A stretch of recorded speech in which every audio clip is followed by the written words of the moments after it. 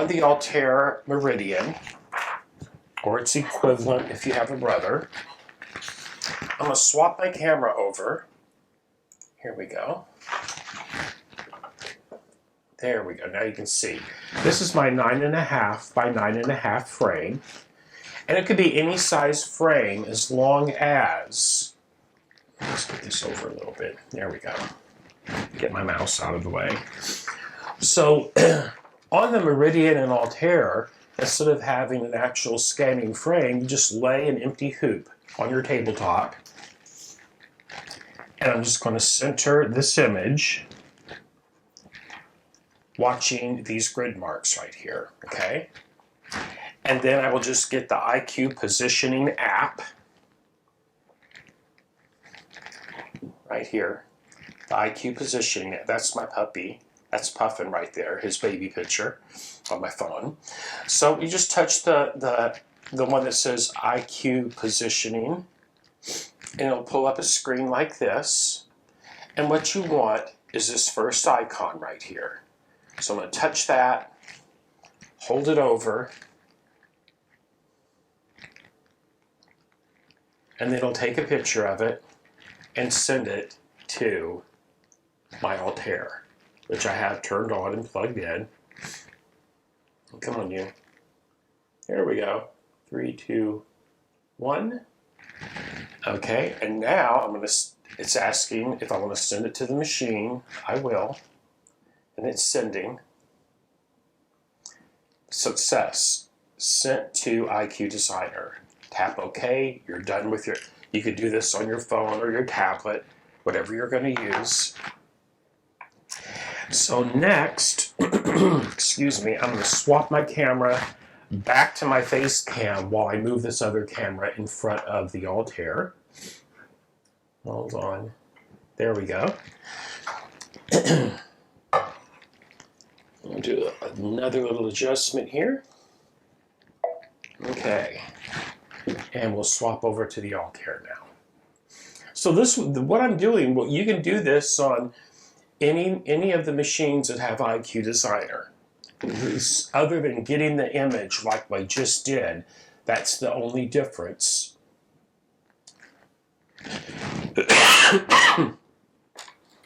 Excuse me. From the Destiny, the Altair, the Meridian, and the Solaris. Okay. Now we're going to go over to the IQ cam.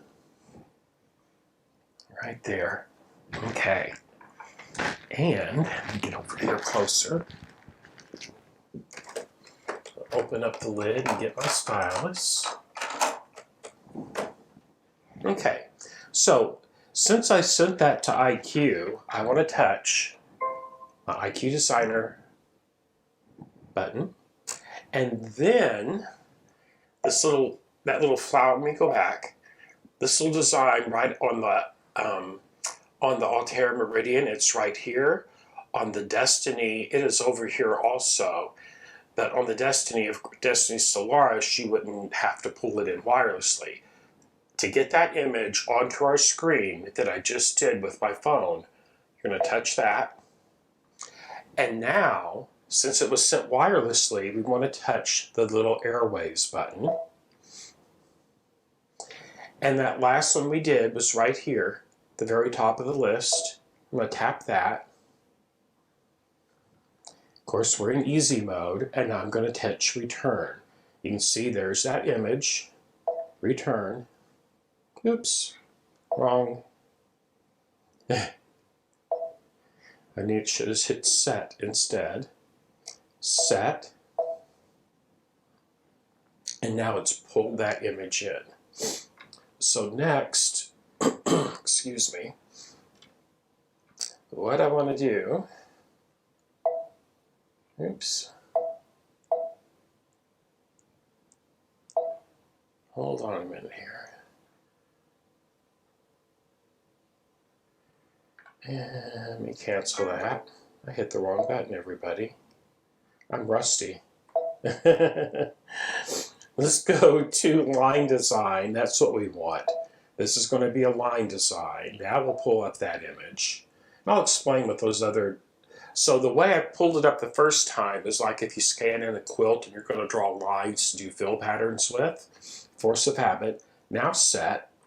And what this is going to do, it's going to set up this image to actually do a stitched out line on each one, on all the black lines you see on the paper. Now I'm going to crop out everything, all the white, get it as small as I can. There.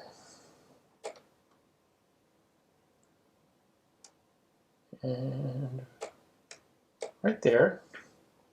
Maybe in just a bit. There we go. Okay.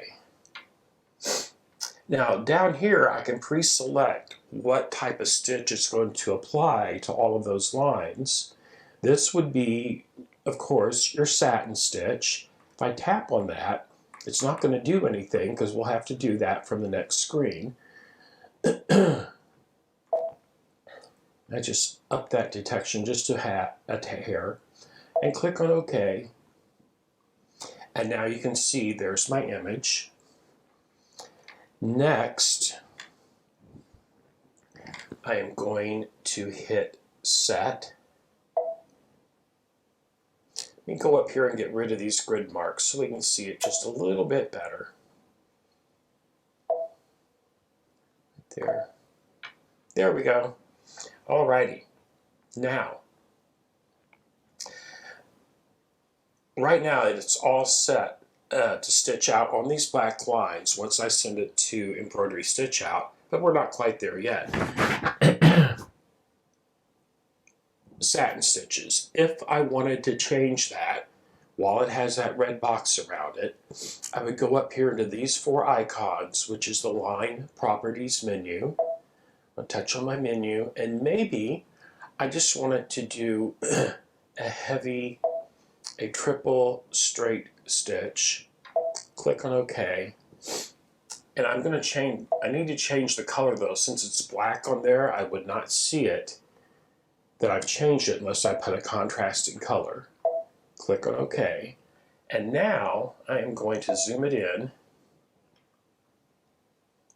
I'm going to touch the fill bucket. See how that turned red? And that's what I'm going to do to everything that is black. If I didn't want it all one color, it really wouldn't matter. All you got to do is touch those and see that they have turned color. I'm not going to do all of them, so when we get to the next screen, you can see the difference there. But the only thing down here, it got all the outlines done, the little black hairs or whatever you'd want to call that. I'm going to leave those. I'm still going to do these up here, but the bottom ones I'm going to leave in its original color. You can put any color on here you like. This is the time to play with IQ. Now you could do the same thing with pages out of a coloring book. Like I said, I just downloaded that image right off of the internet under Google Images. I made sure it said royalty free on it though, that way you're not violating any type of copyrights or anything. And now I'm just going to go back to my 100% view. If you were happy with that, next I would just click on the next button. Excuse me. Now, everything that's red is showing up here right now as that triple straight stitch. If I click on the select button, watch what happens. There it is showing a little bitty dot that I did not select, but it is still showing it as red. That's just where it was separated a little bit. I'm going to show you something here. And that one, that's red, red. Now it's going down here to these little dots that were black. Let me get my paper. So where we're at now is right here. Okay? So that's what that little dot down there is for. But what you can do, I want to show you something. Let me get back to my home screen there. Each one of those will be a start and a stop, so it's automatically going to cut the thread at each one of those little places. So if we hit the preview button and OK, it'll actually, there's what that would actually be, the stitch out would look like. You can see there's two colors up here. If we hit the set button, this will take it into Embroidery Edit. Okay. And now it has the background image on there, but I really don't want that on there. Here's how to turn that off. If you go up here to this little icon, see how it just, when I clicked it, it took all the background image off. If I want that background image on there, there it's on there. That's really useful, especially when you're doing quilting in the hoop with a pre-done design. But there we go. Now, if I had wanted, right now, if I wanted to change these black colors to this bitterroot color, there is still a way to do that. Excuse me. All I would do is go down here to, what I did, I'm in Embroidery Edit. And what I'm going to do, here is a color wheel. And now I have all these different thread colors. So, the easy way to do this, I want to change the black, okay? And the easiest way to make it all one color, I'm going to pick Vermilion, and then I'm going to get the bitterroot. I'm going to hit Vermilion on that one as well. Now they're both one color, okay? They're both the same color. Think of doing red work. That's kind of what this would be. And there it is. What I could do now, excuse me, I'm going to rotate this, okay? So I'm going to hit the rotate button. Now I'm going to make it so, there we go. Now we can see the little bear doing the happy dance. And I'm going to click on OK. Now I want to add some lettering into this little banner here. This should be fun. So once you're in here, I'm now going to click on the Add button, okay? And I want the alphabet. So what I'm going to do, I'm going to put in, let's see, what should I put in there? I'm going to put my puppy's name in there. I'm going to put in P. Do I want lowercase? Yes, I do. U, F, F, Y. That's his nickname, is Puffy. I also want that to be small, the smallest font that's in there. So as I can see right now, this isn't going to work because it's way too large for that to fit inside of that little banner area. So I'm going to hit return, and maybe a smaller font would work better. I'm hoping my voice holds up for this. This looks smaller here. Let's try number 5. Let's just see how that would look. Oh, there we go. Those are really tiny. Maybe medium on that. No, small. Okay, medium would fit inside of that. So P, U, Y.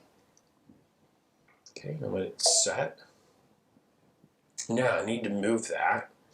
So hit the edit button, and we're going to hit move. I'm going to bring it down. Now I want to angle it. I want it to angle inside of there. So I'm going to go to rotate. I want it to twist clockwise, so that would be the angles on the right side of these two columns. Back a little bit. Then from this menu, when you're in the rotate menu, you can also move that by hitting on the key on this jog dial down here. Oops. Oops, up a little bit. Okay. And you know what? I really would, if I was going to stitch this out, I'd want it, personally, I would want it one color. That's what I'm going to do anyway. And I'm just going to turn that black there into the same vermilion and click on OK. And then if I wanted to make it in gold or whatever, I just have to change my thread color. Wouldn't pay any attention to what the colors on that are. So now I would click on embroidery and I would hoop it. And as you can see here, it's 5. So this would take, if I had made this a little bit smaller, I could have fit the 5 by 7. Or I could have made it much larger. And let's do that. Let's go back to edit. And let's make it fit in a 9.5 by 14-inch hoop. So I'm going to go to size, and I'm going to enlarge it as much as possible.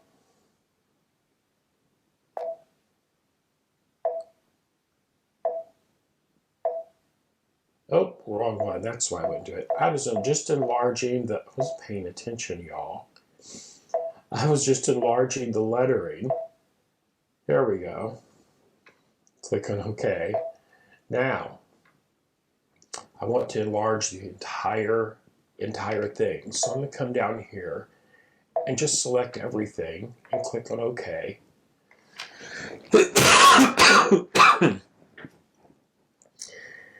And since I had already resized something, it's not going to let me go back in and size it how I want to. So I'm in embroidery edit there. Return. There we go. Now we're in embroidery edit, as in stitch out mode. Now then,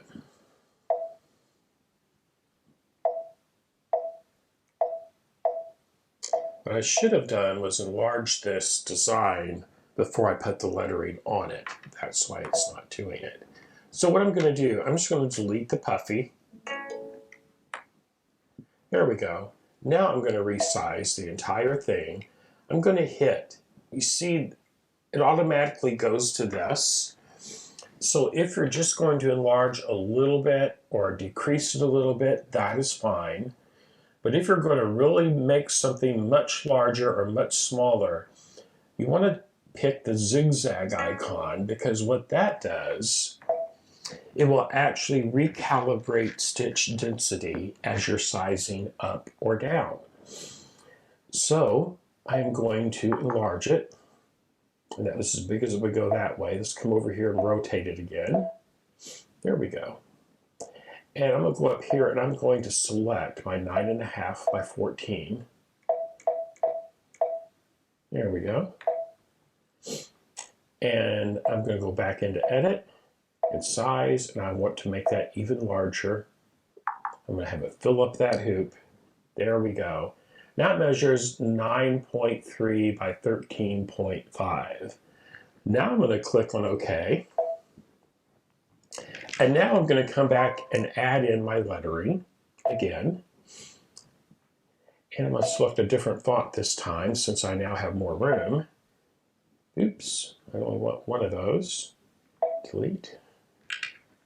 Lowercase u f y. I was thinking of a typewriter keyboard instead of it being in alphabetical order. How many of y'all have done that? I know I have. You just saw me do it. Go down to a medium size. Oops, that's not good. I don't want that. Hold on. And Y. Okay. And let's go into array. Let's see. Might be able to angle this just how I want it. Nope. Nope. Maybe like this here. Let's get that. I'm going to flatten out that curve. There we go. I'm going to click on OK. So what I was doing, on that array button, there's a way to edit the angles of your lines of text.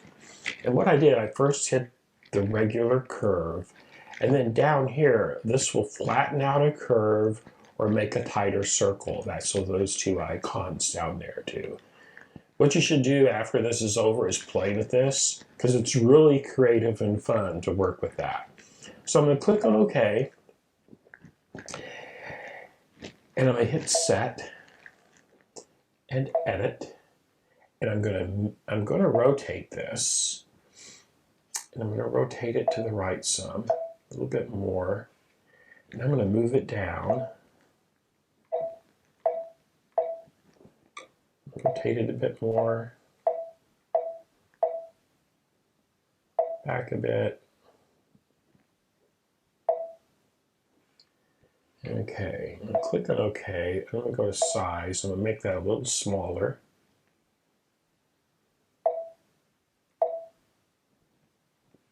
Let's bring it down some. Make it a little smaller. Okay. Oops.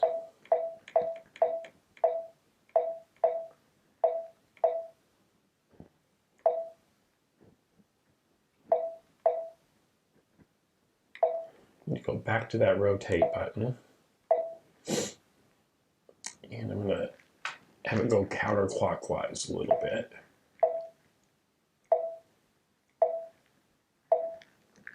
There we go. We're getting there now. Alrighty. I'm going to click on OK. Now I'm going to turn that puffy into the red so it'll match the rest of it. Black, color, vermilion. Everything's in vermilion. Click on OK. And I'm going to hit the, I'm going to send it to the stitch out mode. So there we go. Just one of the many ways that you can use IQ Designer with any type of a pre-drawn line drawing. Now, back in IQ, I could have put in fill and totally turn this little design into a patch that we can stitch out. Lots of fun, lots of ways to play with that.